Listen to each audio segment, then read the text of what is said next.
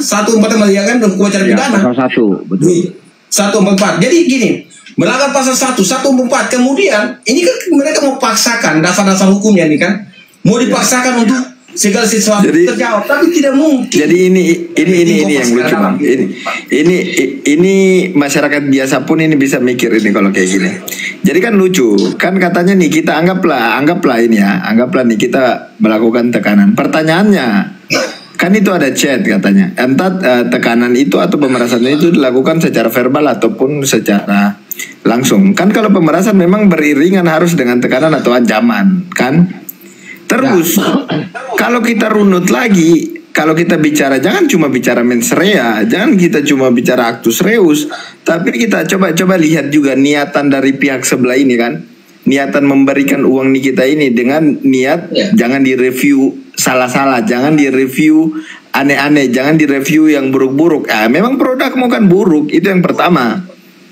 Artinya ada niatan dia untuk entah berdamai ataupun membuat kita tidak menyampaikan informasi. Artinya ada juga niatan dia di dalam itu. Jadi kalau misalnya dianggap karena chat itu bahwasanya kita memeras, tidak boleh cuma dilihat secara sebelah, tidak boleh dilihat cuma sebelah mata, bahwasanya ada proses dari sebelah menuju ke kita kasih konfirmasi lewat mail. Ya udah, ai kan orang ini ya, ai kan public figure.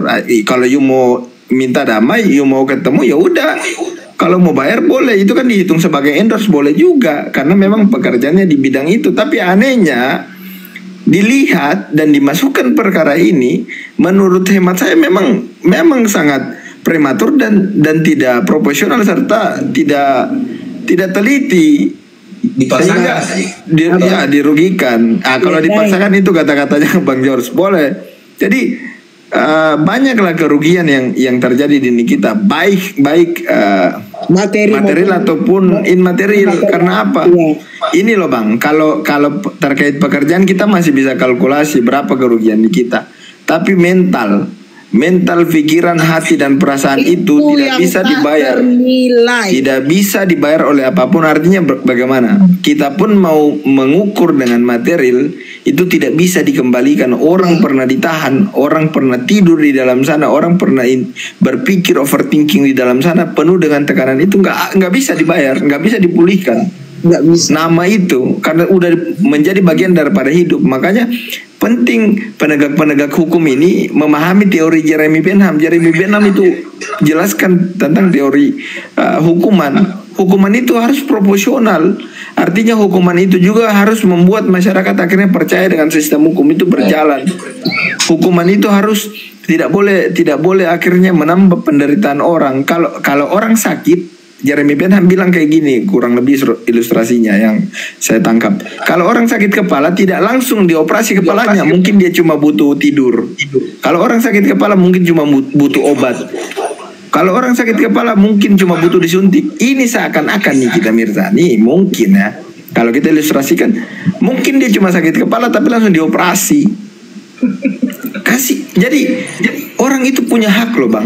Artinya kalaupun misalnya ada seseorang yang mencuri ayam 1 ekor, kenapa harus dibela? Diperhatikan haknya. Karena apa? Jangan sampai dia curi ayam 1 ekor dihukum seumur hidup. Itu kan tidak adil juga. Keadilan itulah yang harus tetap dijaga.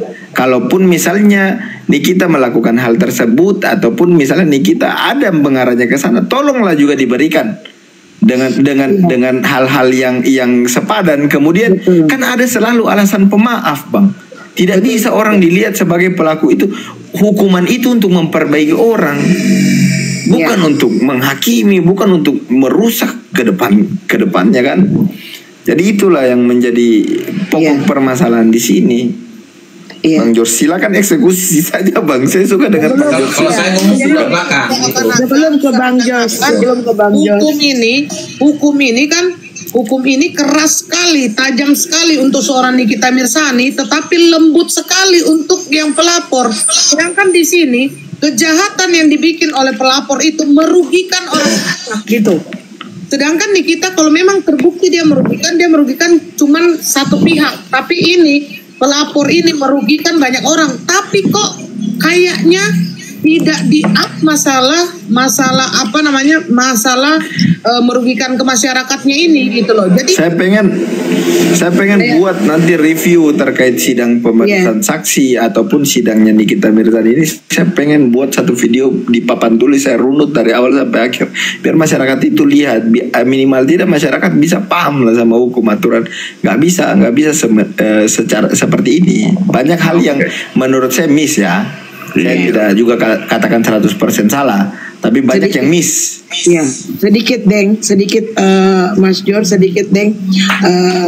Seperti begini, waktu pertama kali terungkit kasus ini, kita bisa banyak bicara. Karena jelas pasalnya, jelas apanya, kita bisa menelaah. Walaupun kita bukan ahli hukum kayak gitu, kami awam kayak gitu, kami melihat. Tetapi begitu terjadi perubahan pasal, masuk lagi One Prestasi, masuk lagi P21, masuk lagi apa, itu kami ngeblank. Karena semua apa yang kami literatur, apa yang kami baca, apa yang kami searching, apa yang kami itu seakan-akan tidak menjawab pertanyaan. Bunda, itu gugatan One Prestasi itu sebenarnya itu ada baiknya juga untuk Nikita. Iya, Artinya nanti dengan gugatan yang masuk dan berjalan itu kan akan ada eksepsi nanti ketika sidang pidananya masuk. Kalau saya lihat ya analisa hukum saya. Kemudian Bang Fahmi pasti jadikan bahan eksepsi karena ada memang jurisprudensi bahwasanya memang perkara, kalau misalnya perkara perdata itu atau misalnya ada hubungannya dengan keperdataan bisa di close, kemudian dianggap ini sebagai perdata, kayak gitu di putusan selanya nanti. Betul, mungkin Bang. seperti itu niatan Bang Fahmi, makanya dia masukkan. Jadi dia menganggap bahwasanya ini One Prestasi karena ada kesepakatan kedua belah pihak secara tulisan dan maupun lisan ya, itu kesepakatan itu bisa dimaksud.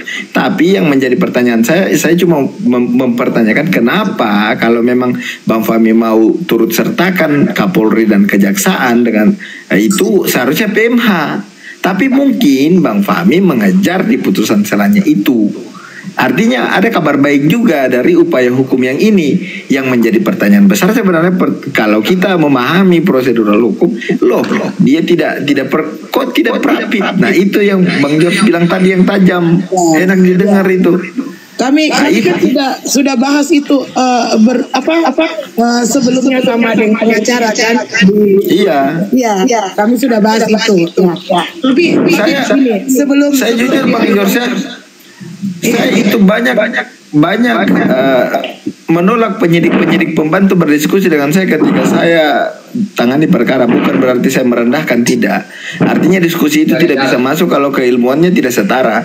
Makanya saya jarang bicara sama mereka. Tapi kalau misalnya di beberapa perkara yang memang saya berkawan, ya namanya juga kita sama penegak hukum, saya sampaikan Bang, kita fight. Yang kedua, mereka selalu mengeluh kalau saya dumas. Saya bahkan Kasat pun saya sering somasi. Saya pernah dipertanyakan sama Kasat, loh Paniran, kok Paniran somasi saya? Kenapa Paniran somasi saya? Saya bilang, Pak, somasi ini adalah aturan formil. Kalau misalnya saya langsung masuk ke ruangan Bapak kemudian meminta klarifikasi, langsung memberikan peringatan, itu kan tidak ada dasar hukumnya. Makanya saya somasi, saya bersurat. Kalau di Dumas seakan-akan ini hubungan antara kita sama penyidik juga hancur. Nah itu yang dibilang Bang George tadi, mungkin ya saya cuma mengutip ya, mungkin Bang Fahmi menjaga relasi di situ, atau mungkin ada strategi yang lain. Saya mengutip ini Bang ya, izin. Makanya saya dari bulan Maret itu saya bingung setengah mati tuh. Kok Nikitanya korbannya dipanggungin kayak gitu, nggak diserang balik kan? Tapi ya udahlah, kita juga menghargai rekan kita. Tapi apapun itu teman-teman ya, jujur aja ya. Saya akan Abang sebelum closing statement ya Abang. Yang jelas selama kasus Nikita Mirzani kok aku merasa kami ini penggemarnya kayaknya merasa terang benderang tentang hukum. Kami kayaknya sepertinya bisa menjadi ahli hukum lagi. Tapi ada satu kata-kata yang saya tadi bawahi dari Abang yang saya terima kasih, itu akan menjadi status WA saya dan konten saya di ini adalah pasal setan, pasal iblis, dan pasal kunti. Merdeka. Jadi izin bentar. Satu kali sebelum Abang Jos pergi ya, kenapa aparat penegak hukum itu lebih tidak enak? Karena ini kan kasusnya ini